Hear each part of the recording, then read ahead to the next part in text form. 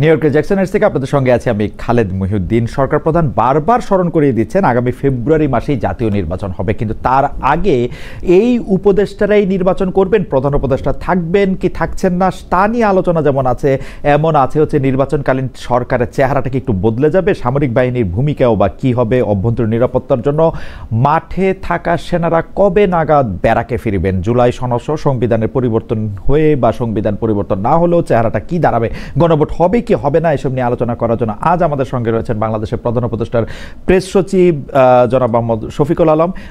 জনাব মোহাম্মদ শফিকুল আলম বাংলাদেশি সাংবাদিক হিসাবেও দেশ বিদেশে পরিচিত মুখ, অনেকদিন ধরে সাংবাদিকতা করছেন। শফিক ভাই, আপনাকে আমাদের সঙ্গে পেয়ে আমরা আপনাকে কৃতজ্ঞতা, শুভেচ্ছা এবং আন্তরিক ধন্যবাদ দিতে চাই। Thank you. শফিক ভাই, প্রথম যেই প্রশ্নটা আপনাকে করতে চাই সেটা হচ্ছে যে সম্প্রতি মানবাধিকার বিষয়ক একটা অনুষ্ঠানে আপনি একটা বক্তব্য দিয়েছেন, সেখানে মানে আমরা খ্যাতিমান সাংবাদিক শফিকুল আলমকে বলতে শুনেছি যে বাংলাদেশে মানবাধিকার প্রতিবেদনের একটা বড় সমস্যা হলো পত্রিকাগুলোর রিপোর্টের উপর নির্ভর করা। আপনি তারপরে ব্যস্ততার জন্য চলে গেছেন বটে, কিন্তু আপনার এই বক্তব্যের উপর ভিত্তি করে আরেকজন মানে আমি বলবো যে মানবাধিকার মানে বেশ পরিচিত মানবাধিকার কর্মী, যিনি গুম সংক্রান্ত তদন্ত কমিশনের সদস্য জনাব নূর খান লিটন, আপনার বক্তব্য শুনে অসুস্থতার কথা বলেছেন। একইভাবে ডক্টর সাইমেম পারভেজ, যিনি বিএনপি চেয়ারপারসনের ভারপ্রাপ্ত উপদেষ্টা, উনি বলেছেন যে একইভাবে শেখ হাসিনার সময়কার মানবাধিকার লঙ্ঘনের ঘটনাগুলো সংবাদের পত্রের প্রতিবেদন থেকে জানা গেছে। আমরা মাজুর আল মতিন, সুপ্রিম কোর্টের আইনজীবী, তিনি বলেছেন শফিক ভাই যে লেন্সে দেখলেন আসলে পৃথিবীকে, বাংলাদেশকে, আবু সাইদকে কিন্তু এই লেন্সেই পুলিশ দেখেছিল। জনাব শফিকুল আলম, আমি একটু আপনার মন্তব্য শুনতে চাই যে মানে আমরা সাংবাদিক শফিকুল আলম এবং মানে এটা পরিচয়টা আলাদা, কিন্তু আপনার চিন্তার ধারাতেও এটা পরিবর্তন নিয়ে এসছে কিনা আপনার? না, আমি এই বিষয়টা নিয়ে আমি আগেও বলেছি, এটা এমন না যে এই গভর্নমেন্টের সময় আমি এই কথাটা বলেছি, এর আগেও আমার এইটা অবজারভেশন। আপনি যখন হিউম্যান রাইটস নিয়ে কাজ করবেন তখন শুধুমাত্র আপনি যদি পত্রিকার উপরে আপনি ট্রাস্ট করেন তাহলে আপনার যেটা হয় যে একটা ডিস্টর্টেড রিপোর্ট আসার সম্ভাবনা থাকে, কেন পত্রিকার যারা সাংবাদিক তারা ডেডলাইন নিয়ে কাজ করে, মানে আজকের মধ্যে তার রিপোর্টটা দিতে হবে। তো ডেডলাইনের উপরে কাজ করলে যেটা হয় যে এতে আপনার ভুলভ্রান্তি হওয়ার সম্ভাবনাটা অনেক বেশি থাকে। আর যারা হিউম্যান রাইটস নিয়ে কাজ করেন তার তো আর ডেডলাইন নিয়ে কাজ না। তো একটা মার্ডার, এই মার্ডারটা সে খুব অনেস্টলি এবং খুব ডিপলি সে ইনভেস্টিগেট করতে পারে। তো ফলে যেই জিনিসটা উনি পত্রিকা ডেইলি স্টার দেখে নিচ্ছেন বা ঢাকা ট্রিবিউন বা আমার দেশ থেকে নিচ্ছেন, সেই জিনিসটা উনি কিন্তু নিজে ইনভেস্টিগেট করতে পারেন। আমার ওইখানেই কথা যে আমি বলছিলাম যে আপনি নিজে আরেকটু টাকা খরচ করে ফান্ড মোবিলাইজ করে যেই সমস্ত হিউম্যান রাইটস এর যেগুলো ইনসিডেন্ট হচ্ছে, বড় বড় ইনসিডেন্ট, আপনি এটা নিজে ইনভেস্টিগেট করেন, দেখেন। কেননা আমরা অনেক ডিসক্রিপেন্সি পাচ্ছি। আপনার একটা উদাহরণ দেই, যে যারা মফস্বলের সাংবাদিক আছেন, হ্যাঁ, যারা ডিস্ট্রিক্ট করেসপন্ডেন্ট, তার কিন্তু আপনি ভালোই জানেন তার 10টা আইডেন্টিটি থাকে। হ্যাঁ, সে একই ধারে সে সাংবাদিক, একই ধারে সে পলিটিক্যাল পার্টির সে লিডার, একই সাথে সে স্কুলের টিচার, একই সাথে সে বিজনেসম্যান, একই সাথে সে নানাবিধ কালচারাল অর্গানাইজেশনে সে থাকে। যে যখন ওই সাংবাদিক ধরেন কোন রকমের কোন টার্গেটের শিকার হন বা কোনো ধরনের আঘাতপ্রাপ্ত হন, কোনো কেউ যদি থ্রেট করেন, তো এইটাকে অনেকে যে এই সাংবাদিক থ্রেট পেয়েছেন। আসলে উনি কি সাংবাদিকতার জন্য থ্রেট পেলেন, নাকি উনি ওনার বিজনেস সংক্রান্ত কোনো কারণে থ্রেট পেলেন, বা ওনারও এর ফলে যেটা হয় যে আপনি দেখা যায় যে বাংলাদেশে একটা রিপোর্ট এসছে 496 জন সাংবাদিক থ্রেট পেয়েছে বা হ্যারাসমেন্ট করা হয়েছে বা থ্রেট পেয়েছেন। আমার কথা হলো এই যে এই জিনিসটা আপনি একটা সাংবাদিক, এই হিউম্যান রাইটস গ্রুপগুলোর উচিত প্রত্যেকটা মানে এটাকে থ্রেটটাকে বাছা, উনি কি কারণে ওনার প্রতি থ্রেটটা আসলো, না হলে হয় কি বাইরে একটা ডিস্টর্টেড পিকচার যায়, এই ডিস্টর্টেড পিকচার বাংলাদেশকে নিয়ে এক ধরনের বাজে একটা ইমপ্রেশন তৈরি হয়। এই কথা আপনি ঠিকই বলছেন যে কিন্তু আমরা কিন্তু যখন থেকে বাংলাদেশের মানবাধিকার সংস্থাগুলি কাজ করতে শুরু করছে তারপর থেকে কিন্তু এই অভিযোগ তাদের বিরুদ্ধে ছিল যে তারা শুধু সংবাদপত্রের প্রতিবেদনের উপর ডিপেন্ড করতেছে কিনা, কিন্তু আমরা কিন্তু এটা দেখছি যে প্রত্যেকটা মানবাধিকার সংস্থারই কিন্তু নিজস্ব রেপোর্টিয়ার আছেন বা নিজস্ব ফিল্ড ওয়ার্কার আছেন যারা এটা খোঁজ খবর নিয়ে থাকেন।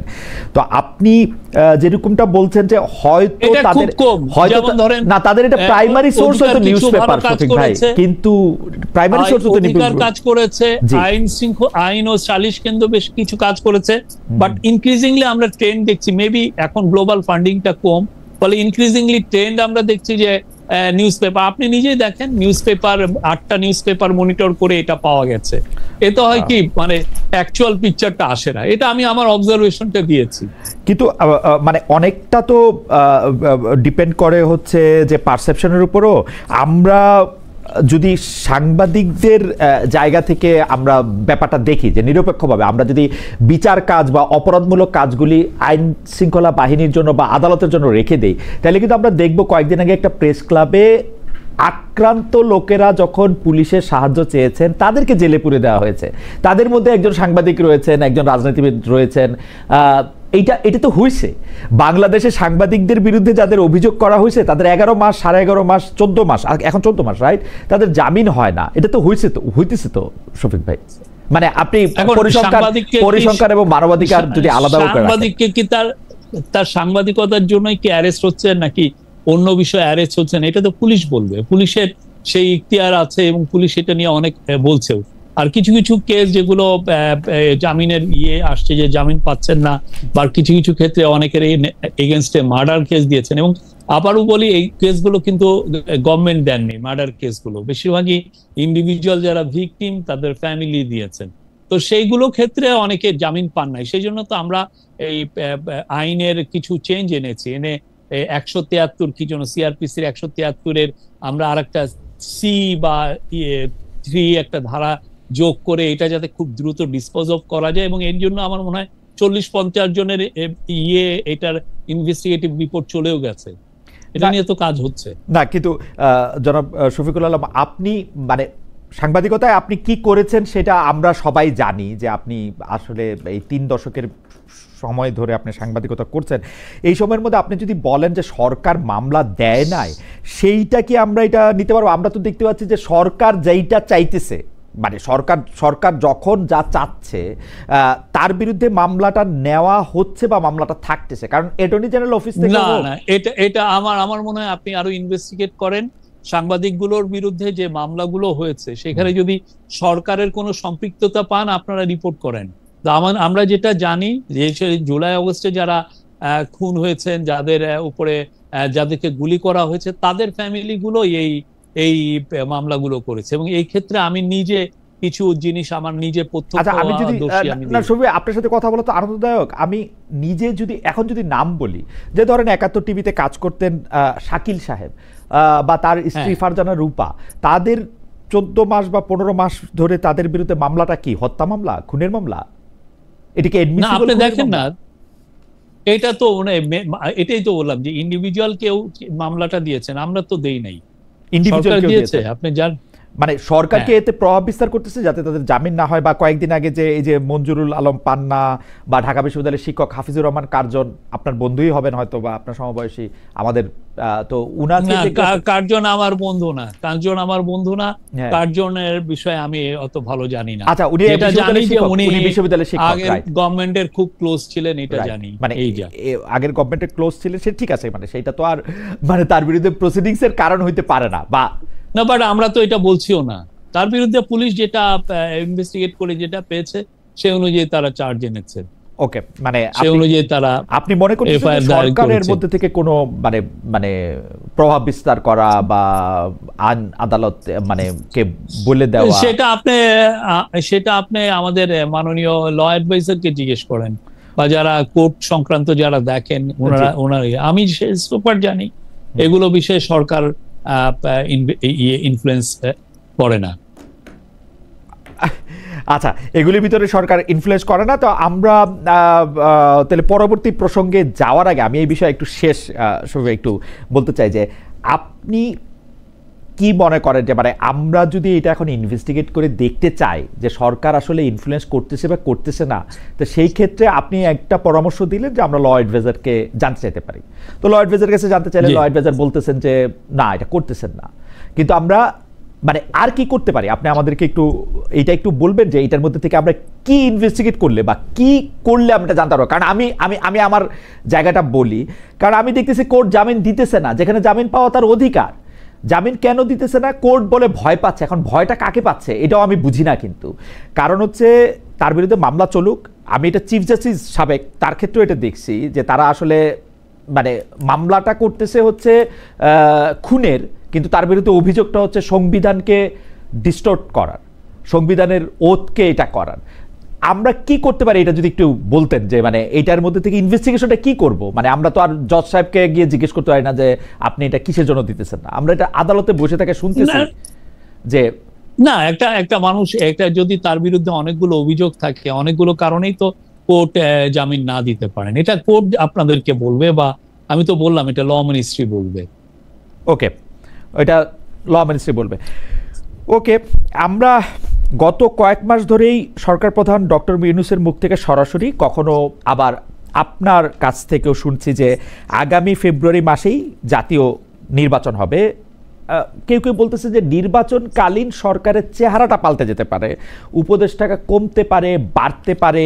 এ ব্যাপারে কি আপনার কাছে কোনো তথ্য আছে, বা আপনি আমাদেরকে কোনো তথ্য নিশ্চয়ই আছে, মানে আপনি শেয়ার করতে পারবেন কিনা যে উপদেষ্টা পরিষদে একটা পরিবর্তন আসতে পারে কিনা? আমি যতটুকু জানি যে নির্বাচন ফেব্রুয়ারির 15 তারিখের মধ্যেই হবে, এটা এক। দ্বিতীয় হচ্ছে যে নির্বাচনকালীন গভর্নমেন্ট বলে কিছু নাই, ইন্টারিম গভর্নমেন্টই এতে থাকবে। এবং সোফার আমি যেটা জানি যে কোনো ধরনের চেঞ্জ আমি দেখছি না যে আসছে। কেউ কেউ এই অভিযোগ করছেন যে এই উপদেষ্টা পরিষদ মধ্যে আসলে ওরকম ফিটনেসের অভাব রয়েছে যে যারা এই ইলেকশনকালীন একটা সময় সামাল দিতে পারবেন। কেউ কেউ আবার এটা বলছেন, আপনি জানেন যে আপনি যাকে ভবিষ্যতের প্রধানমন্ত্রী হিসেবে দেখতে চেয়েছেন, যে শেষ জনাব নাহিদ ইসলাম বলেছেন যে এই উপদেষ্টা পরিষদের আসলে সেফ এক্সিট নিয়ে কথা বলেছেন। তিনি বলেছেন যে তার দল থেকে এটা বলা হয়েছে কয়েকজন উপদেষ্টার ব্যাপারে ফাঁস করা হবে অনেক গোপন কিছু। আপনি এইটাকে কি হয় দেখতেছেন যে উপদেষ্টা পরিষদের বিরুদ্ধে একটা অনাস্থা কিনা রাজনৈতিক মহলগুলিতে? না, আমরা তো দেখছি যে তাদের সাথে আমাদের খুবই গভীর সুসম্পর্ক আছে। পলিটিক্যাল আপনি যদি রেসে থাকেন অনেক ধরনের তো কথা অনেকে বলেন। তো আর আমি মনে করি আমাদের government so far they did an excellent job, এবং প্রত্যেক ইন্টারিম গভর্নমেন্টের প্রত্যেক অ্যাডভাইজারই ভালো কাজ করেছেন। না হলে আপনি যেটাকে চ্যালেঞ্জ ভাবতেছেন ইলেকশন, আমরা মনে করি এর চেয়েও বড় চ্যালেঞ্জ আমরা গত 15 মাসে উত্তরণ করে এসেছি। এর চেয়ে বড় চ্যালেঞ্জ ছিল পোস্ট অগাস্ট 5 এর পরে যে সিচুয়েশনকে সামাল দেওয়া, ল অ্যান্ড অর্ডার সিচুয়েশনকে সামাল দেওয়া, পিস অ্যান্ড স্টেবিলিটিকে রেস্টোর করা, এবং ইকোনমি যে ভঙ্গুর একটা ইকোনমি আমরা ইনহেরিট করেছি সেটাকে আরো একটা বেটার জায়গায় নিয়ে যাওয়া, ইকোনমি রিকভারি করা, এবং এই কাজগুলো, তারপরে ট্রায়ালের কাজগুলো করে আমার মনে হয় যে ইলেকশনটা খুব যে ম্যাসিভলি বিগ একটা কাজ, তার চেয়ে বড় কাজ আমরা গত 15 মাসে আমরা অলরেডি করেছি। তো ইলেকশন, হ্যাঁ ইলেকশনে আমাদের প্রস্তুতি আছে, ইলেকশন কমিশন প্রস্তুতি নিচ্ছে, এই গভর্নমেন্ট প্রস্তুতি নিচ্ছে। আমি অন্তত বলতে পারি যে আমি গত 1-1.5 মাসে আমি অনেকগুলো মিটিং এ ছিলাম যেখানে ইলেকশনের প্রস্তুতির কথা হয়েছে, কি কি প্রস্তুতি নিচ্ছি সেগুলো আসছে। এবং আমরা দৃঢ় বিশ্বাস করি যে প্রত্যেকটা ইলেকশন, এই যে ফেব্রুয়ারি 15 তারিখের মধ্যে যে ইলেকশনটা হবে এটা খুবই সুশৃঙ্খল এবং ভালো ইলেকশন হবে, পৃথিবীর বাংলাদেশের ইতিহাসে one of the best election হবে, আমরা এটা মনে করি। আমরা মানে আপনি কিন্তু খুব জোর দিয়ে ইলেকশনের ব্যাপারে বলেছেন যে পৃথিবীর কোনো শক্তি নেই যে ইলেকশনটাকে এখন সত্য। এখন আপনি পৃথিবীর কোন শক্তিকে মাথায় রেখে এটা বলছেন যে মানে আপনি তো নিশ্চয়ই, নাকি এটা আমরা দেখছি যে লোকাল এবং বিদেশি অনেক কনস্পিরেসি তো আছে এই এই এই আমাদের ইলেকশনকে বানচাল করার। তো আমরা দৃঢ় বিশ্বাসী যে এই ধরনের কোনো কনস্পিরেসি কাজ করবে না, এবং সেটার জন্য আমরা যথেষ্ট প্রস্তুত আছি এই কনস্পিরেসিকে কমব্যাট করার জন্য। আপনি এই সরকারের সবচেয়ে বড় কাজগুলির কথা বলতে গিয়ে আপনি পিস এন্ড স্টেবিলিটির কথা বলছিলেন, আপনি ভঙ্গুর অর্থনীতিকে ঠিক করার কথা বলছিলেন, কিন্তু সেগুলি কি মানে আরো খারাপ হতে পারতের জায়গা থেকে আপনি বলতেছেন, নাকি সত্যি সত্যি একটু ভালো হয়েছে? কারণ পিস এন্ড স্টেবিলিটির কথা বলতে গিয়ে সরকার ছাড়া বাকি সবাই মানে এক ধরনের, মানে সরকারে যারা আছেন তারাও আসলে এক ধরনের নেতিবাচক কথা মাঝে মাঝে বলেন, আর বাকি সবাই তো বলেনি। আপনি এটাকে আসলে কিভাবে দেখেন?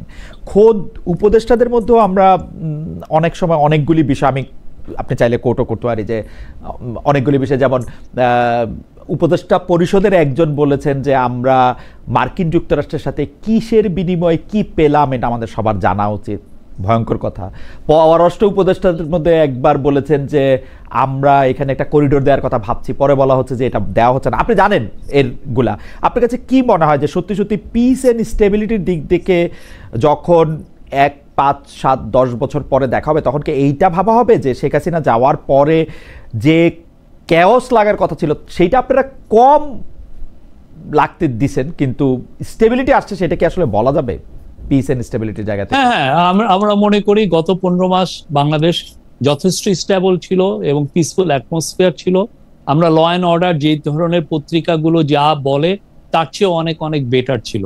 আমরা এই জন্য প্রতিনিয়ত আমরা স্ট্যাটিস্টিক্স দিচ্ছি, ল অ্যান্ড ক্রাইমের ফিগার দিচ্ছি, এবং আমরা এটা মানে খুবই এভিডেন্ট যে আমাদের সিচুয়েশনটা কোথায় আছে। এবং আমরা গত বছরগুলোর সাথে যখন তুলনা করি, প্রত্যেকটা ক্রাইম, আপনি যদি মার্ডারের ফিগার দেখেন বা অন্যান্য গ্রেভ ক্রাইম যেগুলো গ্রাভিয়াস ক্রাইম, সেগুলোর ফিগার দেখেন, খুব যে বেশি হেরফের হয়েছে তা না, দু একটা জায়গায় বেড়েছে। ওয়ান অফ দ্য রিজন বাড়ার একটা কারণ হচ্ছে যে এখন কেউ ভয় পাচ্ছে না। আগে তো আওয়ামী লীগের এগেনস্টে কেউ কেসই দিতে পারতেন না। আওয়ামী লীগের এক মেম্বার বা একজন ইউপি চেয়ারম্যান উনি রেপ করলে ওর এগেনস্টে কেস হয়েছে, আমার তো মনে পড়ে। তো ঠিক তেমনি এই গভর্নমেন্টের সময় সবাই নির্বিঘ্নে তাদের কেসগুলো ফাইল করতে পারছেন, এবং আমরা মনে করি যে পিস এন্ড স্ট্যাবিলিটি ছিল। আর ইকোনমি, যদি আপনি ওয়ার্ল্ড ব্যাংক আর IMF এর রিপোর্ট গুলো পড়েন না, তাহলেই দেখবেন যে ইকোনমি কোথায়। আমরা ইকোনমি, এই যে কোভিড উত্তর যে বাংলাদেশের ইকোনমি এবং হাসিনা যে এই চুরি চামারির যে ইকোনমি রেখে গেছিলেন, সেই জায়গা থেকে আমরা উত্তর করছি। ফলে ওয়ার্ল্ড ব্যাংক এবার বলছে, আপনি এই যে অর্থ বছর শুরু হলো জুলাই মাস থেকে, সেই জুলাই মাস থেকে আগামী বছরের জুনের মধ্যে সে বলতেছে যে আমাদের পোভার্টি রেট কমে আরো 2% মতো কমবে। সেটা আবার ওই আগে তো 20%-এর নিচেই ছিল, 20%-এর উপরে উঠেছিল, এটা আবার 20%-এর নিচে নেমে 19%-এ আসবে। আর আপনি এক্সপোর্টের ফিগার দেখেন, গত বছর পুরো একটা বছর এক্সপোর্ট প্রায় 9% বেড়েছে। আপনার রিজার্ভের ফিগার দেখেন, রিজার্ভ ইজ মানে ওয়ার্ল্ড ব্যাংক, এই IMF যেটা বলছে সেটা রেটে 26-27 বিলিয়ন, মানে আমরা 5 মাসের আমার ইম্পোর্টের কস্ট আমার আছে। তারপরে অন্যান্য যেগুলো, আপনি সবচেয়ে যেটা ভয় হচ্ছিল, সবাই এই ভয়টা ছিল যে আমি যদি মার্কেট বেস ডলার আর টাকার এক্সচেঞ্জ রেট করি, টাকা না ক্র্যাশ করে। পাকিস্তানে এরকম হয়েছে, তাদের পাকিস্তান রুপি যেটা ছিল ধরেন 150-এর মতো, সেটা 250-300 চলে গিয়েছিল ডলারের এগেনস্টে। আমাদের এখানে আমরা টাকাকে মার্কেট বেস করেছি এবং দেখেন আমাদের আরো টাকা শক্তিশালী হয়েছে, টাকা কমে নাই। তাহলে কি it's a sign, it's a reflection যে আমাদের ইকোনমি আরো বেটার এবং ঘুরে দাঁড়িয়েছে। এবং in the meantime Hasina যেগুলো টাকা যে সমস্ত ঋণ রেখে গিয়েছিল কাতার গ্যাসের কাছে বা শেভরনের কাছে বা মেট লাইফের কাছে, যাদেরকে অনেক কোম্পানিকে তাদের প্রফিট রিপ্যাট্রিয়েট করতে দিন, আপনি ইনভেস্টমেন্ট করলেন এখানে, অথচ আপনি প্রফিট আপনার হোম কান্ট্রিতে আপনি পাঠাতে পারছেন না। আমরা সবগুলোর ঋণ আমরা শোধ করেছি, মোর দেন $4 বিলিয়ন। তা আপনি যে, আমরা তো এটা দেখা কোয়াইট এভিডেন্ট যে আমাদের ইকোনমি কোথায় যাচ্ছে। আচ্ছা, আমি কয়েকটা বিষয় শুধু আপনার একটু দৃষ্টি আকর্ষণ করি। সেইটার ক্ষেত্রে আপনি প্রথমে মামলা মোকদ্দমার কথা বলেছেন। মামলা মোকদ্দমার ক্ষেত্রে আপনি এটা ঠিকই বলেছেন, আওয়ামী লীগের আমলে অনেকে ভয়ে মামলা দিতে যায় নাই, কিন্তু মামলার সংখ্যা এবং ঘটনার সংখ্যা যদি আমরা পরস্পর দুটি বছরের তুলনা করি, তাহলে কিন্তু আমরা দেখবো আওয়ামী লীগের আমলে আমরাই বলেছি যে অনেকগুলি ভুয়া মামলা দেওয়া হয়েছিল পলিটিক্যাল কারণে, পলিটিক্যাল রিজনে। বিএনপি জামায়াতের অন্যান্য সদস্যদের বিরুদ্ধে শত শত লক্ষ লক্ষ হাজার হাজার মামলা দেওয়া হয়েছিল, সেই মামলাগুলি এখন না থাকার কথা। তাহলে মামলার সংখ্যা যে এবার বাড়তেছে সেটা একটা অ্যালার্মিং। আপনি বলতেছেন যে ওয়ার্ল্ড ব্যাংক এবং IMF এর রিপোর্টের কথা, ওয়ার্ল্ড ব্যাংক এবং IMF রিপোর্টের আপনি যে জায়গাগুলি শুনিয়েছেন সেই জায়গাগুলি ছাড়াও আরও অনেকগুলি জায়গা থেকে এগুলি আসলে ব্যাখ্যা করা যায়। খোদ বিনিয়োগ বোর্ডের নির্বাহী চেয়ারম্যান জনাব আশিককেও বারবার বলছেন যে বিনিয়োগ যে বাড়ছে না সেটা পলিটিক্যাল ইনস্টেবিলিটি, এবং এই গভর্নমেন্ট যেহেতু কালকেই একটা স্ট্যাটিস্টিক্স দিয়েছেন যে এই বছর প্রথম 6 মাসে আপনার বিনিয়োগ বেড়েছে 61%। আপনি বিডার ইয়েতে যান, ওদের প্রথম 6 মাসে যান, আপনি দেখবেন প্রথম 6 মাসের এই বিনিয়োগ বাড়াটা একটা স্ট্যাটিস্টিক্যাল জার্গন। এটা নিয়ে আমি আপনার সাথে পরে কথা বলবো। আপনি স্ট্যাটিস্টিক্যাল লোক, আপনি দেখেন এক্সপোর্টের যে ফিগার আপনি বাড়ার কথা আপনি বলেছেন, রিজার্ভের কথা যদি আমি একটা বলি, যে রিজার্ভ আপনি বলছেন আওয়ামী লীগের এত লুটপাটতন্ত্রের এগেনস্টেও আওয়ামী লীগ আসলে $20 বিলিয়ন রিজার্ভ রেখে গিয়েছিল, সেটা থেকে এটা বেড়েছে $6 বিলিয়ন। আপনি যদি পাশাপাশি দেখেন যে আপনি আসলে আপনার ঋণ কতটা বাড়ছে সেইটা আসলে প্র্যাকটিক্যাল কিনা। টাকার দামের ব্যাপারে আপনি বলছেন, টাকার দামের ব্যাপারেও আমি যেটা মার্কেট বেসড হওয়ার জন্য যেটা ক্রাশ করে নাই, তার জন্য পূর্ববর্তী সরকারগুলিরই আপনার কৃতিত্ব দিতে হবে, কারণ এই সরকার অনেক বেশি কিছু করছে কিনা আমি এটার আমার টাকা মার্কেট বেস এই গভর্নমেন্ট করেছে। আর আপনি টাকা মার্কেট বেস করছে এই গভর্নমেন্ট, কিন্তু আমরা যেই কথাটা আওয়ামী লীগ সরকারকে একিউজ করতেছিলাম যে ওরা শত কোটি লক্ষ কোটি টাকা পাচার করতেছে, তো ওরা যখন পাচারটা করতেছে না, এই সরকার যখন আসে, তখন এটা অটোমেটিকলি একটা স্টেবল জায়গায় এটা দাঁড়ানোর কথা না। আপনার এটা শুধুমাত্র তো হয় না, এটার জন্য আপনার ব্যাংকিং সেক্টরে রিফর্ম আনতে হয়, আপনাকে ইনফ্লেশনটাকে আপনাকে চেক দিতে হয়, এবং এটা ম্যাক্রো ইকোনমিক স্ট্যাবিলিটি রাখতে হয়। এটা ছাড়া আপনার এটা অনেক সময় এটা ব্যাকফায়ার করে, এবং অনেকে ভয় পায় যে যদি আপনি মার্কেট বেস করেন, আপনার টাকা এমন ভ্যালু এত ডিটোরিয়েট করে, পুরো দেখা গেল যে আপনার টাকা এখন 121 টাকা আছে, দেখা গেল 250 টাকা হয়েছে। 250 যদি হয় সে, হ্যাঁ, তো এই জায়গাটা আমরা আর হচ্ছে, আর আওয়ামী লীগ যে রিজার্ভ সেটা তো একটা জাস্ট একটা ম্যানিপুলেশন। সে আপনার $4-5 বিলিয়ন সে কাউকে দিতেই দেয় নাই। বাংলাদেশে যারা বছর, আপনি মেট লাইফে জিজ্ঞেস করেন, যেটা আলিকো ছিল, তারা আপনার 4 বছর ধরে প্রফিট রিপ্যাট্রিয়েট করতে পারে নাই। বাংলাদেশের কোন এয়ারলাইন্স তার প্রফিট রিপ্যাট্রিয়েট করতে পারে নাই। শেভরনের সে $250 মিলিয়ন সে প্রফিট রিপ্যাট্রিয়েট করতে দেয়নি। কাতার গ্যাসের সে টাকা দেয়নি $400 মিলিয়ন মতো। তো এইগুলো তো আমাদেরকে পে করতে হয়েছে, ঠিক না? আমরা এগুলো পে করার পরে আমাদের, এবং আদানির $900 মিলিয়ন মতো রেখে গেছে। আমরা almost every Penney we have মানে পেইড। ঠিক আছে, আপনি একটু যদি আইসিটির মানে আইন আইনকানুনের জায়গা থেকে আমি একটু বলি, যে আপনি ইন্টারন্যাশনাল ক্রাইম ট্রাইব্যুনালের ওই জায়গা থেকে বা আইন শৃঙ্খলা রক্ষার জায়গা থেকে আপনি এটা একটা বলতেছিলেন যে আইসিটি থেকে আর কোনো ওয়ারেন্ট ইস্যু হবে কিনা সামরিক বাহিনীর সদস্যদের এগেনস্টে, সেটাতে আপনি এটা বলতেছিলেন যে আর হবে না। এখন আমাদের একজন সার্ভিং বিচারক উনি আমাকে এখন মেসেজ পাঠাচ্ছেন যে এইটা বলার এখতিয়ার সরকারের আছে কিনা বা আপনার আছে কিনা। 2, উনি বলতেছেন জামিন দিলে বিচারকদের বিরুদ্ধে শাস্তিমূলক ব্যবস্থা নেওয়া হচ্ছে, যেটা অবশ্য আপনি আগে বলেছেন যেটা আইন মন্ত্রণালয়কে এটা বলা, এটা সরকার করতে পারে কিনা। 3, আরেকজন দর্শক আমাদেরকে এইটা বলতে বলছেন, সবগুলো আপনাকে একসাথেই বলে দিই, যে ডক্টর মোহাম্মদ ইউনূস নিউ ইয়র্কে যে ইন্টারভিউ দিয়েছিলেন, সেখানে সাংবাদিক মেহেদী হাসানের বক্তব্য সংশোধন করে উনি বলেছিলেন যে ফেব্রুয়ারিতে না, পরবর্তী সরকার না আসা পর্যন্ত তিনি ক্ষমতায় আছেন। কেউ কেউ মনে করছেন যে এইটা কোনো কিছুর একটা ব্যাখ্যা কিনা, আপনি কি একটু বলবেন কিনা? প্রথমে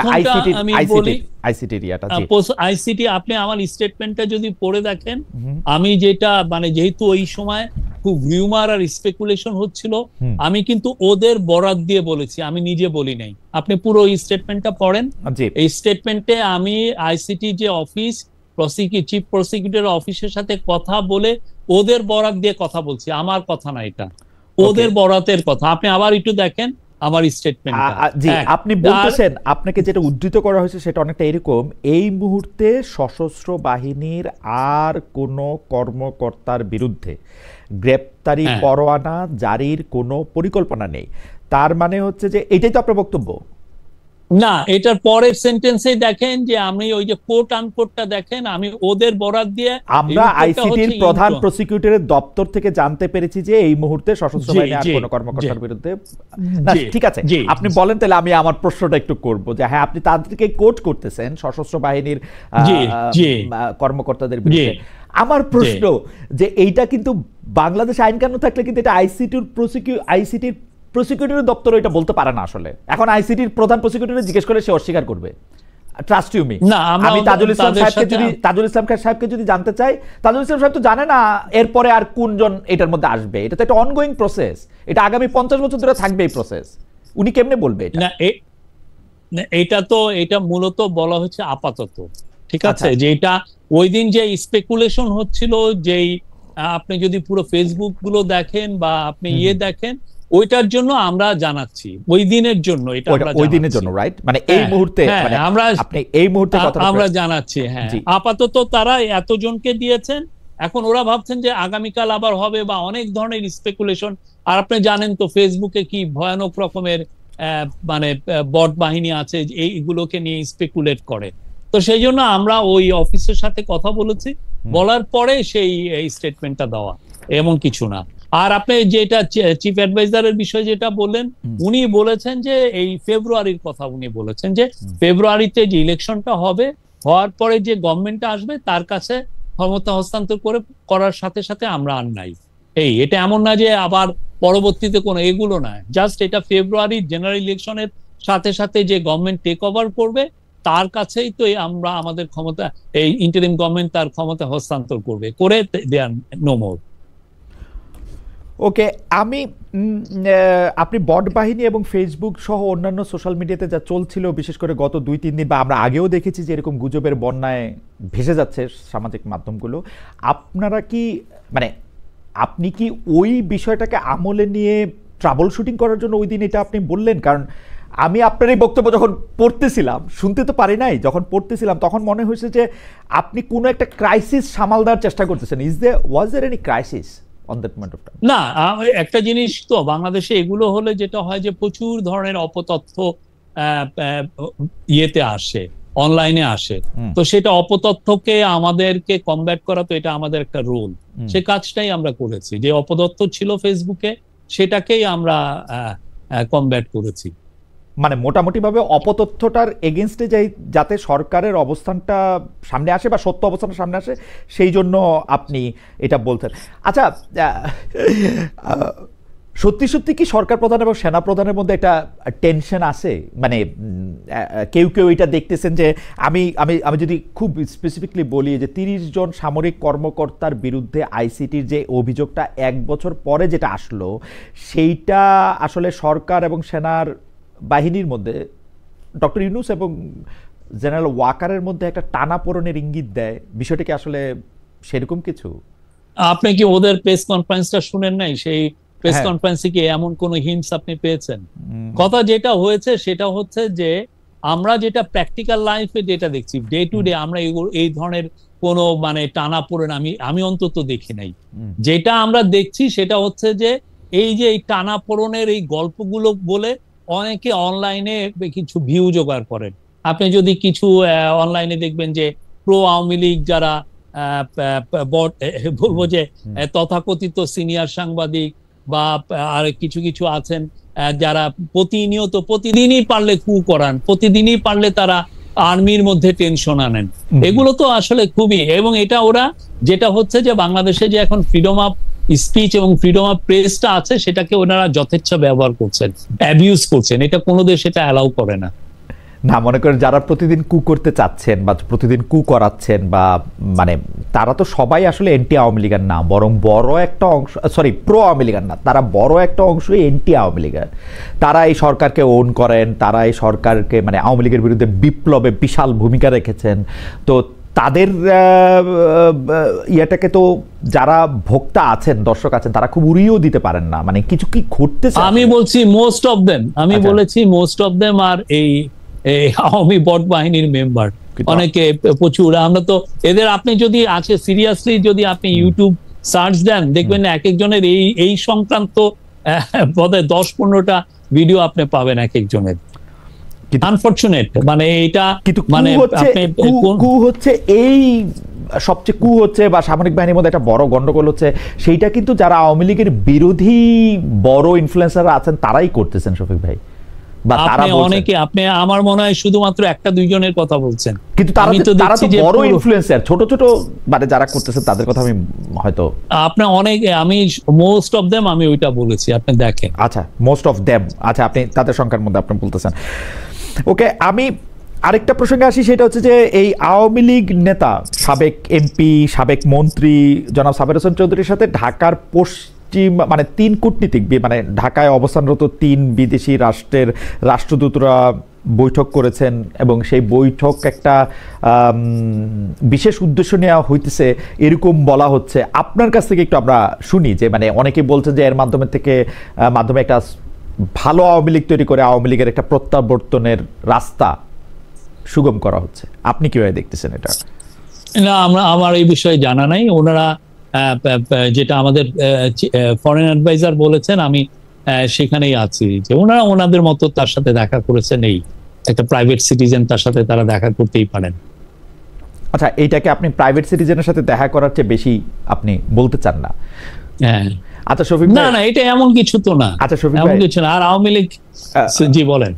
শফিক ভাই, মানে আমার ধারণা আপনিও বারবার আপনার ফেসবুক পোস্ট সহ অন্যান্য কিছু যেহেতু আমি অনেক লক্ষ্য করি যে আপনি তো আসলে হয় সাংবাদিকতায় ফিরবেন অথবা সাংবাদিকতার শিক্ষকতায় ফিরবেন। মানে আমি জানি না মানে কোনটা আপনি করবেন বা দুইটাই আপনি করবেন কিনা। সেইখানে যদি আপনাকে ক্লাসরুমে এই প্রশ্ন করা হয়, আমি আপনাকে ক্লাসরুমের প্রশ্ন করি যে কেন সাবের হোসেন চৌধুরীর বিরুদ্ধে মামলাটার জামিন খুব দ্রুত হয়েছে, কেন অন্য মন্ত্রীদের বিরুদ্ধে হয় নাই, কেন একজন ব্যবসায়ী নেতাকে এখন জেলে থাকতে হচ্ছে, আরেকজন ব্যবসায়ী নেতা বাইরে থাকছেন, মানে এই ব্যাপারগুলো আসলে কিভাবে ঠিক করা হয়েছে বা এটা কারা ঠিক করছে আসলে? এটা তো কোর্ট বলবে, এটা আমি কেমনে বলবো? এটা কোর্টের ইখতিয়ার, কোর্ট বলবে এটা। এই মামলাগুলির ব্যাপারে কি ক্যাবিনেটে আলোচনা হয় বা সরকার প্রধান আপনাদেরকে কিছু ব্রিফ করেন যে বা আমরা কিছু জানতে পারি? আমি এখানে পিক এন্ড চুজ, এই পিক এন্ড চুজটা কেন হচ্ছে? আমি একটা ক্যাবিনেট মিটিং ছাড়া আমি সবগুলো ক্যাবিনেট মিটিং এ ছিলাম, এই ধরনের কোনো আলোচনা আমি ক্যাবিনেটে শুনি নাই। আচ্ছা, কেউ কোর্টের যেগুলো ইখতিয়ার সেগুলো নিয়ে ক্যাবিনেটে আলাপ হয়নি। একটা কথা এখন বারবার হচ্ছে যে উপদেষ্টাদের সেফ এক্সিট, যে কথাটা আমরা একটু তুলেছিলাম, এইটা সাবেক উপদেষ্টা জনাব নাহিদ ইসলামও বলেছেন। এমনকি মাহফুজ আলমের উপর আক্রমণের ক্ষেত্রে তাকে আসলে আক্রমণের মুখে ঠেলে দেওয়া হয়েছে, এই অভিযোগও করা হয়েছিল। আপনি আপনার ফেসবুক পোস্টে বলছিলেন যে কারা যেন আপনাকে গণসূত্র বলতেছে এবং আপনার প্রায়, আমি যদ্দূর বুঝি যদ্দূর চিনি, আপনাকে প্রায় আপনার অনিচ্ছা সত্ত্বে আপনার জব, আপনি আজকে হয়তো তাদের মূল্যায়ন করছেন না, বাট আমি বলবো যে history will be kind to them. না, আমার কাছে মনে হয় যে আমরা অবশ্যই তাদেরকে, কিন্তু উপদেষ্টা পরিষদ ক্ষমতা আসার পরে এইটা একদম বলা হয়েছিল যে সকল উপদেষ্টা তার সম্পদের হিসাব দিবেন। আমরা বিভিন্ন উপদেষ্টাদের কাছে জানতে চেয়েছি, তারা বলেছেন তাদের কেউ কেউ এটা দিয়েছেন, এটা মন্ত্রী পরিষদে আটকে আছে। আপনি এই সম্পর্কে কিছু জানেন যে উপদেষ্টারা তাদের সম্পদের হিসাবটা আসলে দিবেন কিনা, দিয়েছেন কিনা, দিতে চান কিনা, নাকি এটা? আমার মনে হয় দিয়েছেন, আমার এটা দেখতে হবে, বাট আমার মনে হয় ওনারা দিয়েছেন। এটা কি প্রকাশ করা হবে? প্রধান উপদেষ্টার কাছে দিয়েছেন সবাই? মানে বলা হয়েছিল যে প্রধান উপদেষ্টা এটা প্রকাশ করবে। আমার মনে হয়, আমি এটা দেখবো, আমি এটা জেনে আপনাকে বলতে পারবো। আচ্ছা, নেক্সট টাইম যদি খুব দ্রুত আপনি আমাকে আবার ডাকেন। না নিশ্চয়ই, আপনার সঙ্গে আমার নানা কারণে আবার দেখা হতো। তাহলে আপনি বলতেছেন যে উপদেষ্টা পরিষদে যারা কাজ করতেছেন উপদেষ্টাদের মধ্যে কারো বিরুদ্ধে ওই রকম কোনো অভিযোগ যদি থাকে তাহলে এটা এখনই সামনে আনা উচিত, এই 8 জন 3 জন কণ্ঠস্বরে সেগুলি না বলাই ভালো? না, এটা অনেকে এগুলো বলে একটু মার্কেট পেতে চান আর কি। আমরা তো মনে করি দে আর ডুইং ফ্যান্টাস্টিক জব। বাংলাদেশের উপদেষ্টা, আমাদের উপদেষ্টারা।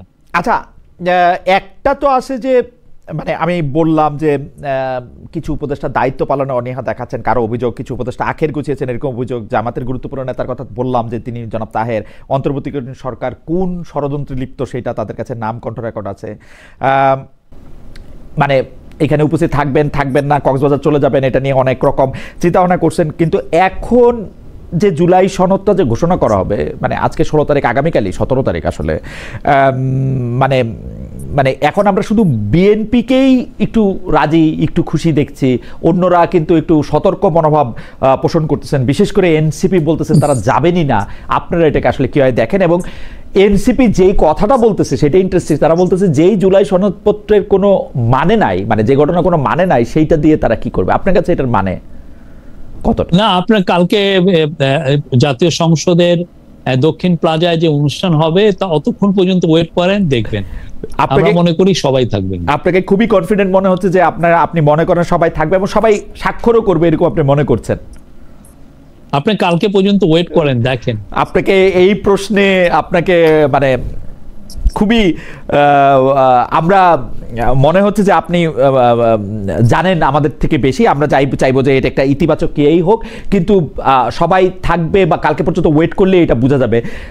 আমি যদি আপনাকে আরেকটু ছোট করে জানতে চাই যে এই কিছু কিছু ব্যাপারে যে মারাত্মক অনৈক্য ছিল, যে এখন করা হবে নাকি পরবর্তী সরকার এসে করবে, এগুলি কি সব ঠিকঠাক হয়েছে? মানে এগুলির ব্যাপারে কি আমরা খুব বেশি অনৈক্য আসলে দেখি নাই। আপনি তো নিজে মানে ল যখন প্রথম আলোতে ছিলেন, আমার মনে আছে আপনি ল বিট যে আলাদা একটা বড় বিট হয়, আপনি বোধহয় এটা স্ট্যাবলিশ করেছিলেন। তো আমরা দেখেছি যে এই প্রথম থেকেই আমাদের যারা পলিটিক্যাল পার্টির যারা লিডার, তারা যথেষ্ট সৌহার্দ্যপূর্ণ পরিবেশে ওভার দ্য লাস্ট 1 ইয়ার তারা এই কাজগুলো করেছেন। তারা ডিবেট করেছেন, তারা ডায়ালগে ছিলেন কনসেনসাস কমিশনের সাথে। ফলে একটা পর্যায়ে এসে দেখেন কেউ কোনো বয়কট করেন নাই, কেউ বলেন না আমি তোমার সাথে কথা বলবো না। আগে যেটা আমরা দেখতাম যে সংসদ অচল হয়ে থাকতো, এ আসতেন না ও থাকতেন, এক ধরনের এইরকম কিছু না, সবাই মিলে একটা কালেকটিভ এফার্ট ছিল যে এই প্রসেসটাকে সাকসেসফুল করার, এবং সেটা আমরা গতকাল পর্যন্ত দেখেছি। আজকেও আমরা এই বিষয়ে কনফিডেন্ট, এবং কালকে আপনারা দেখবেন যে এটা আরো দৃশ্যমান হবে। এই অনৈক্য, এটা দেখেন পলিটিক্যাল পার্টি থাকলে কিছু কিছু বিষয় অনৈক্য আসবেই, এটাই স্বাভাবিক, এটাই ডেমোক্রেসির বিউটি। আপনি যেটাকে যেভাবে ইন্টারপ্রেট করছেন আর একটা পার্টি সেভাবে ইন্টারপ্রেট করছে না, তো ফলে অনৈক্যটা যখন আশাটা খুব যে অমূলক এমন কিছু না, কিন্তু দেখতে হবে যে আপনি কতটা সৌহার্দ্যপূর্ণ পরিবেশে এই ডিবেটটা হচ্ছে। আমরা মনে করি যে ডিবেটটা হয়েছে, এটা এক্সাম্পলারি ছিল, এবং এটা বাংলাদেশের নেক্সট জেনারেশন, বাংলাদেশের যারা পলিটিক্সে আসবেন তাদেরকে যুগ যুগ ধরে এটা ইন্সপায়ার করবে। আপনি এই যে জুলাই ঘোষণাপত্র বা যে যে বিষয়গুলিতে রাজনৈতিক ঐক্যমত্য কমিশন যে যে বিষয়গুলি নিয়ে কথা বলেছেন বা যে সে বিষয়গুলি তুলেছেন এবং যে আলোচনাগুলি করেছেন, সেই আলোচনাগুলিকে ভবিষ্যতের রাজনীতিতে আপনি দেখতে পাচ্ছেন যে এটা একটা বড় ভূমিকা রাখবে? মানে এটা একটা খুবই কোয়ালিটেটিভ চেঞ্জ, এটা খুবই খাওয়া দাওয়া ওরকম কিছু না, এটা খুবই কোয়ালিটেটিভ। আমি তো মনে করি এটার উপরে মিনিমাম আপনি 10-15-20টা বই পাবেন, সবাই যে যার পার্সপেক্টিভে যারা ডিবেট করেছেন সেগুলো। আর আমরা তো পুরো আমি উপদেষ্টাদের কাছেও জানতে চেয়েছিলাম যে আপনারা যে এই কাজটি সরকারের ভিতরে সরকারের কথা বলছেন, ক্ষমতার কেন্দ্র বলছেন, সেটি কেন? যারা আসিফ মোহাম্মদ সজীব ভুঁইয়া কিন্তু আমাদেরকে স্পষ্ট বলেছেন, আমার যদ্দূর মনে পড়ে আরো একজন উপদেষ্টা, এই মুহূর্তে নাম মনে পড়ছে না, তিনি বলছেন যে আসলে কাগজে কলমে যা আছে ব্যাপারটা তা সবসময় নাও হতে পারে। আপনার কাছে কি মনে হয়, ডিজিএফআই কি ডক্টর মোহাম্মদ ইউনূসের কথা শুনছেন? মানে উনার অধীনে বা উনার কর্তৃত্বে আছেন নাকি? আমি তো মনে করি এটা সম্পূর্ণ ওনার অধীনে আছেন। আমি তো এর ব্যর্থ হয়েছে আমি এরকম তো আর দেখি নাই। না, কথাগুলি খুবই আমাদের ইম্পর্টেন্ট একটা ইন্টেলিজেন্স এজেন্সি, এবং তারা তাদের যেটা কাজ সেই কাজগুলো খুব সিনসিয়ারলি করছেন। কথাগুলি কোত্থেকে আসে? কথাগুলি আসে হচ্ছে যে আয়না ঘরে ডক্টর মোহাম্মদ ইউনূসকে যাওয়ার আগে সেটা ডিজিএফআই কর্তৃক আসলে সেটাকে ঝাড়মুছ বা অন্য পরিবর্তন করা হয়েছে। কথাগুলি আসে হচ্ছে যে উপদেষ্টাদেরকেও আসলে এক ধরনের চাপে রাখা হয়েছে, প্রধান উপদেষ্টাকে চাপে রাখা হয়েছে সেনাপ্রধান কর্তৃক, যাতে তারা বেশি না করতে পারে। এই ব্যাপারগুলি মানে বারবারই না, এটা আসলে যেটা হয় কি, ডিজিএফআই নিয়ে আমাদের দেশে খুব মুখরোচক গল্প চলে। হ্যাঁ, জানেন ডিজিএফআই এটা করেছে ওইটা করেছে। আমি আমার সময় দেখেছি অনেক সাংবাদিক মানে ডিজিএফআই তাকে ডাক দিয়েছে সেটা নিয়ে খুব বলতেন, এবং একটা ভয়ের একটা ইয়ে। অবশ্যই ডিজিএফআই এর আগের যে কাজগুলো ছিল সেগুলো তো অনেকগুলো স্ক্রুটিনাইজ মানে হচ্ছে, বাট আমরা আমাদের পুরো সময়টুকু আমরা বলতে পারবো যে ডিজিএফআই খুবই এই গভর্নমেন্টের মানে খুবই একটা ইম্পর্টেন্ট একটা ইন্টেলিজেন্স এজেন্সি হিসেবে কাজ করেছে। শফিক ভাই, ডিজিএফআই এর যে বাজেট, যেটা আমরা আসলে সেইভাবে কখনো জানতে পারি না, আমরা দেখেছি যে শেখ হাসিনা সরকারের সময় ডিজিএফআই একটা খুবই মানে বিশাল বাজেটে কাজ করছে, মিডিয়াকে হয় নিয়ন্ত্রণ করার জন্য অথবা মানে কখনো ক্যারট মানে কখনো পুরস্কার কখনো শাস্তি দেওয়ার ক্ষেত্রে তারা বাজেট অনেক বেশি পেয়েছে। এই একই বাজেট কি আছে নাকি বাজেটে পরিবর্তন হয়েছে? একই কার্যপরিধি কি আছে না কার্যপরিধির পরিবর্তন হয়েছে? না, আমাদের ডিজিএফআই এর বিষয়ে আমরা ওই আপনি যে স্টেটমেন্টটা একটু আগে পড়লেন সেখানে আপনি দেখবেন যে আমরা কিন্তু বলছি যে ডিজিএফআই এর যে ফোকাসটা, এটা যাতে আরো বেশি এক্সটার্নাল আমাদের যে রিস্ক গুলো আছে, এক্সটার্নাল আমাদের যে ধরনের ইন্টেলিজেন্স গ্যাদারিং করতে হয়, হ্যাঁ, আপনি সেই গ্যাদারিংটা যাতে আরো বেটার ওয়েতে করা যায়, এখানে যেন ফোকাসটা যাতে বেশি থাকে, সেটার বিষয়ে এই গভর্নমেন্ট খুব বেশি করে নজর দিচ্ছে। আপনি দেখেন 2017 সালে এই 7.5 লক্ষ রোহিঙ্গাকে আপনি দেখেন জেনোসাইডের শিকার করে তাদেরকে মায়ানমার মিলিটারি বাংলাদেশে পাঠিয়ে দিয়েছে, যে একদম ইয়ে করে। এইটার কোনো ইন্টেলিজেন্স সেরকম ভাবে ছিল না আমাদের। এটা তো একটা ম্যাসিভ ইন্টেলিজেন্স ফেলিউর। যে ইন্টেলিজেন্স আমার প্রথম ডে, ওরা যখন এই কাজটা তো ওরা একদিনে করে নাই, ওরা দিনের পর দিন এটা করছে। ওরা ফেসবুকে রোহিঙ্গাদের এগেনস্টে একের পর এক ফেক নিউজ চালিয়েছে, আমাদের ভয়ানক রকমের তারা একটা পরিবেশ তৈরি করেছে। সেটা তো আমাদের জানা উচিত ছিল যে ওইখানে এই কাজটা হচ্ছে, এবং এই কাজটার অবশেষে দায়টা এসে আমাদের, দায়টা তো না, এটার যে বার্ডেনটা এসে আমাদের উপরে পড়বে। দা বার্ডেনটা কি? এখন দেখেন আমার 13 লক্ষ রোহিঙ্গাকে আমাদেরকে দেখভাল করতে হচ্ছে। তাদের খাদ্য পাবে কিনা, তাদের হেলথ কেয়ার পাবে কিনা, কারণ আমাদের হিউম্যানিটেরিয়ান নিডটাকে আমাদেরকে অবশ্যই এটা লুক আফটার করতে হবে, সেই কাজটা করতে হচ্ছে। কিন্তু ওইটা তো প্রথমেই যখন 2017 সালের আপনার 25শে অগাস্ট যে কাজটা হলো, যে ওরা আসা শুরু করলো, তার আগেই তো আমাদের এই জিনিসটা জানা উচিত ছিল। এবং আমি তো মনে করি সত্যিকার অর্থে আমাদের যে ডিজিএফআই, এটাকে আরো শক্তিশালী করে আমাদের যেটা এক্সটার্নাল রিস্ক, সেগুলোকে আমরা যাতে খুব সবসময় যাতে আমরা বেস্ট কোয়ালিটির ইন্টেলিজেন্স পাই, সেটার জন্য আমাদের প্রিপেয়ার করতে হবে। আমার প্রশ্নটা ছিল যে গত 15 বছর, আপনি 2017 সালে কথা বললেন, গত 15 বছরে আমরা কিন্তু ডিজিএফআই কে এই বাংলাদেশকে বহিঃশত্রুর হাত থেকে রক্ষা করার থেকেও মানে অভ্যন্তরে যেসব শত্রু বা কল্পিত শত্রু আছে, প্রতিপক্ষ আছে, তাদের বিরুদ্ধে ব্যবহৃত হইতে দেখছি। এইটা এখন পরিবর্তন হয়েছে কিনা? মানে ডক্টর মোহাম্মদ ইউনূসের ডিজিএফআই মানে প্রকৃতিগতভাবে শেখ হাসিনার ডিজিএফআই থেকে আলাদা কিনা? না, ডিজিএফআই কে এগেইনস্টে আপনি গত 15 মাসে শুনেছেন যে ওরা কাউকে গুম করেছে, কোন সাংবাদিককে এনে হ্যারেস করেছে, কোন সাংবাদিককে ফোন দিয়ে বলেছে এই রিপোর্টটা নামাও? এই ধরনের কোন ঘটনা ঘটেছে আপনি দেখেছেন? অর্থাৎ পরিবর্তন আমরা তো মনে করি অর্থাৎ পরিবর্তন অবশ্যই। আপনি কোন গুমের কথা শুনেছেন যে যেন একটা ফ্যামিলি এসে বলছে যে আমার ভাইকে ডিজিএফআই লোকরা তুলে নিয়ে গেছে, বা একটা সাংবাদিক এসে বলছে যে আমি এই রিপোর্টটা করেছিলাম, ডিজিএফআই আমাকে থ্রেট করেছে? এটা এই ধরনের আপনি গুমটা শুনতেছি না, কিন্তু ডাইনে বামে অনেক রকম মামলার কথা শুনতেছি। এবং সংবাদপত্রকে শহীদ আপনি দেখেন, আজকে এই সংবাদপত্র জনকণ্ঠ আছে ওই মালিকানায়, আগামীকাল মালিকানা চেঞ্জ হতেছে, প্রত্যেকটা টেলিভিশনে মালিকানা বা যারা পরিচালনা সেটা চেঞ্জ হয়েছে। তো সেগুলি ক্ষেত্রে ডিজিএফআই বা এদের কোনো রোল নাই, কোনো রোল নাই। রোল থাকলে আপনারা রিপোর্ট করেন, কোনো রোল নাই। আমরা এই বিষয়ে চিফ অ্যাডভাইজারের অবস্থান পুরো ক্লিয়ার। ডিজিএফআই যেগুলো ম্যান্ডেটেড যে কাজ, সে কাজ, এই কাজ তো ডিজিএফআই এর কাজ না, এটা ওরা করবে কেন? আচ্ছা শফিক ভাই, আমরা এই ডিজিএফআই এর রোলের জায়গা থেকে বা সংবাদ মাধ্যম নিয়ন্ত্রণের জায়গা থেকে আমরা দেখতে পাচ্ছি যে দুইজনকে, মানে যারা এনসিপির নেতা বা তরুণ নেতা, বা তাদেরকে 2টা টেলিভিশন দেওয়া হয়েছে। টেলিভিশন আরও 200টা দেওয়া হোক, আমার কোনো আপত্তি নাই, কিন্তু সেইটার ক্ষেত্রে কি কোনো স্পেশাল কোনো কিছু কি ছিল? যেমন ধরা যাক শফিক ভাই, আমি যদি বাংলাদেশে একটা টেলিভিশনের লাইসেন্স পেতে ডক্টর মোহাম্মদ ইউনূস সরকারের কাছে আবেদন করি, আমার পাওয়ার সম্ভাবনা কতটুকু, বা আমাকে কিসের মধ্যে দিয়ে যাইতে হবে? কোনো আলাদা মানে আমাকে আপনার খুব প্রিয় হইতে হবে, মানে কি করতে হবে আমার? আমার মনে হয় যে এটার ব্যাপারে তথ্য মন্ত্রণালয়ের যিনি ইনচার্জে যিনি আছেন, বা এনসিপিতে জয়েন করতে হবে কিছু একটা ওরকম কিছু, তথ্য অ্যাডভাইজার এই বিষয়ে স্পষ্ট বলেছেন। আপনি ওনার বক্তব্যটা দেখলেই পাবেন। হ্যাঁ, আমার মনে হয় যে আমাদের আরো অনেক বেশি লাইসেন্স দেওয়া উচিত, এবং অবশ্যই এটা নিয়মের মধ্যেই এই অনেক বিষয়।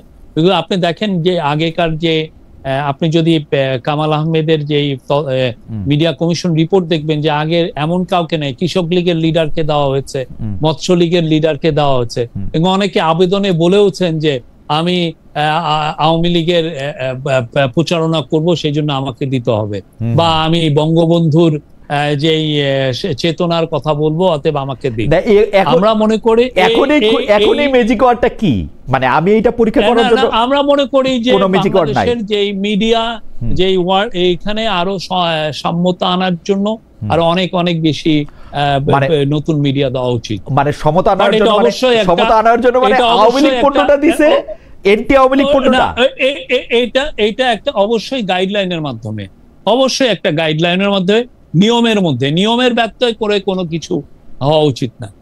আমি এইটা দেখার জন্য পরীক্ষামূলকভাবে আপনি অ্যাপ্লাই করেন, আমি একটা অ্যাপ্লিকেশন করতে চাই, আহ্বান করব, আমি একটা অ্যাপ্লিকেশন করতে চাই এবং সেই অ্যাপ্লিকেশন করে দেখতে চাই যে আসলে ক্রাইটেরিয়াটা কিভাবে কাজ করে। Thank you. আমরা আমরা আমরা না, এটা আপনি অবশ্য, আমি এটা অস্বীকার করতে পারবো না, যেটা আপনি আগেও আমাকে বলেছেন যে মানে এইটা মানে, কিন্তু এটা দেখা উচিত। আচ্ছা, আমি প্রধান উপদেষ্টার বিদেশ সফর নিয়ে মনে হয় আপনি সব মানে অনেকগুলি প্রশ্নের জবাব আপনাকে নানা সময় আপনাকে দিতে হয়েছে। সর্বশেষ যে রোম সফর, প্রধান উপদেষ্টা যে রোম সফর, সেটা নিয়ে বিবিসি বাংলাতেও আমি শিরোনামটা দেখতেছিলাম যে প্রধান উপদেষ্টার রোম সফর নিয়ে প্রশ্ন উঠছে কেন। মানে আমরা কিন্তু ডক্টর ইউনূসকে দেখেছি যে সরকার প্রধান হওয়ার আগেও তিনি বিভিন্ন গুরুত্বপূর্ণ সারা বিশ্বব্যাপী যেগুলি গ্লোবাল ইভেন্ট, সেগুলিতে তিনি যোগ দিতে গিয়েছেন।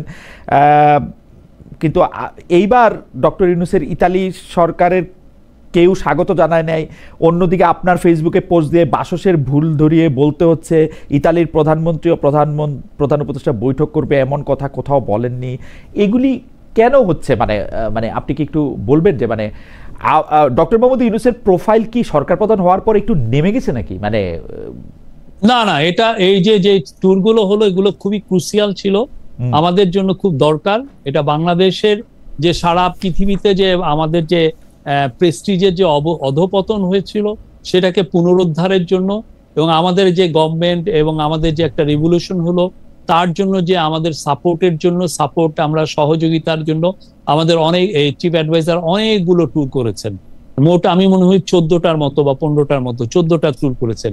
এবং এটা আমি বলি যে রাষ্ট্রপ্রধান হিসাবে এটা খুব যে বেশি আমি এটা মনে করি না।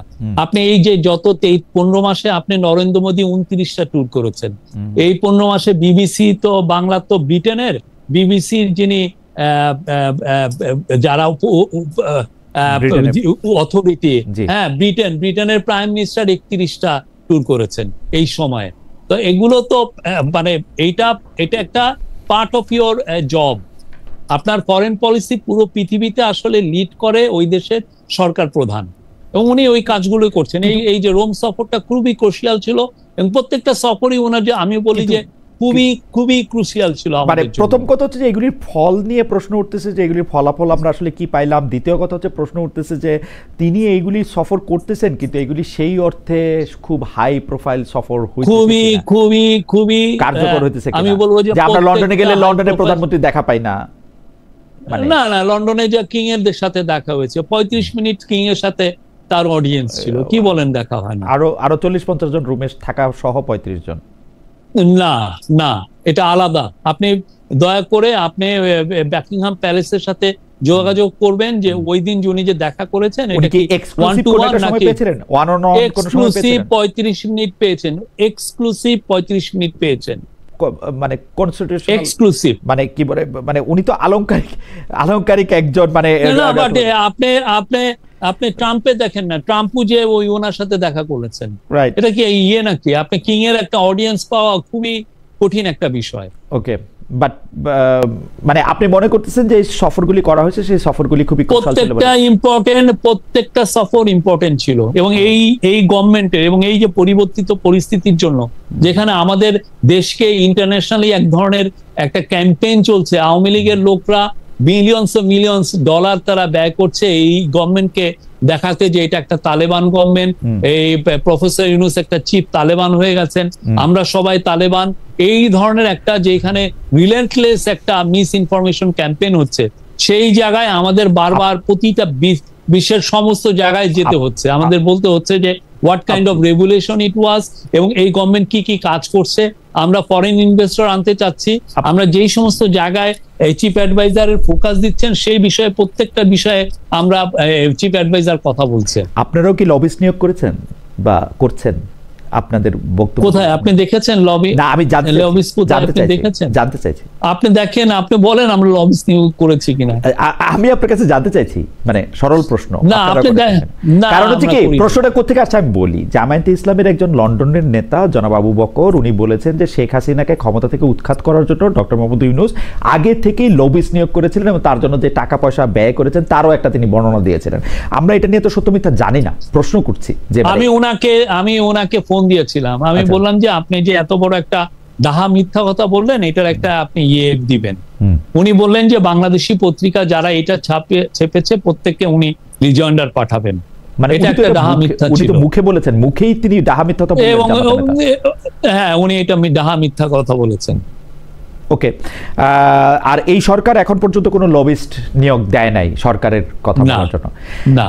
কিন্তু এইটা আমার শেষের আগের প্রসঙ্গ, সেটা হচ্ছে যে সরকারের জনপ্রিয়তা নিয়ে যেসব জরিপ হচ্ছে, এমন কোনো আয়োজনে আপনাকেও দেখা যাচ্ছে, আপনি কথা বলছেন। আমরা জানতে চাই এই সরকার কতটা জনপ্রিয়, এই সরকার কতটা জনবান্ধব, সে প্রচার প্রচারণা কতটা জরুরি। মানে একটা দল নিরপেক্ষ সরকারকে কি আমরা একটু পপুলিস্ট দেখতে পাচ্ছি? মানে দল নিরপেক্ষ সরকারকে পপুলিস্ট থাকতে হবে কেন, দেখতে হবে কেন? মানে জরিপ দিয়ে সে যে খুব জনপ্রিয় সেটা কেন বুঝাতে হবে? মানে আপনার ইয়াটা কি থিম বা এটা বাইরে কিন্তু যারা আপনি ইউগভ আপনি দেখেছেন, ইউএসএ প্রতি মাসে ওরা করে, অন্যান্য প্রত্যেকটা দেশেই জরিপটা নেয়। জরিপটা নেওয়ার একটা কারণ হচ্ছে যে আমি যে কাজগুলো করছি, মানে এই গভর্নমেন্ট যে কাজগুলো করছে সেটা কি রাইট অন ট্র্যাক আছে কিনা, জনগণ কি ভাবছে সেটা তো জানার বিষয়টা খুবই ইম্পর্টেন্ট, এবং সেই ভাবনাটাই জরিপে অনেক সময় রিফ্লেক্টেড হয়। সেই জন্য যে কোনো দেশেরই, সেটা ইন্টারিম গভর্নমেন্ট হোক আর এটা পলিটিক্যাল গভর্নমেন্টই হোক,